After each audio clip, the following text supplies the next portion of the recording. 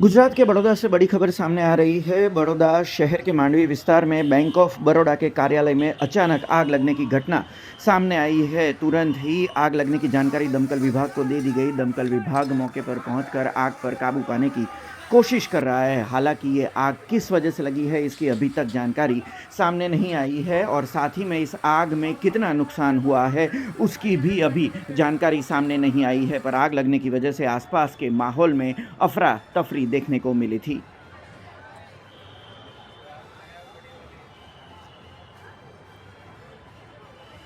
વડોદરા શહેરના માંડવી વિસ્તારમાં આવેલી બેંક ઓફ બરોડાની વર્ષો જૂની બ્રાન્ચ છે, એમાં એક એસીમાં કોઈ કારણસર સ્પાર્ક થવાને કારણે એની સાથે કનેક્ટિવિટીથી જોડાયેલા બધા જ એસી અને ઇલેક્ટ્રિક ઉપકરણોમાં ઝડપથી આગ ફેલાઈ જતાં આ બેંક ઓફ બરોડાના ગ્રાઉન્ડ ફ્લોર ઉપર આગ લાગી હતી, પરંતુ ફાયર બ્રિગેડના જવાનો દ્વારા તાત્કાલિક રીતે પગલાં લેવાના કારણે આગ પૂર્ણપણે કાબૂમાં આવી ગઈ છે। માંડવી બેંક ઓફ બરોડામાં લોરેન્સ બિલ્ડિંગ છે, એમાં ગ્રાઉન્ડ ફ્લોર પર કંઈક ફાયર થઈ છે।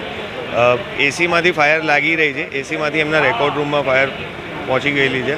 હાલમાં આગ પર કાબૂ લઈ લીધેલો છે, માત્ર 10-20% જેવી કામગીરી બાકી રહી છે। વેન્ટિલેશનનું કામ ચાલી રહ્યું છે અને કોઈ જાનહાનિ કે એવું કંઈક છે।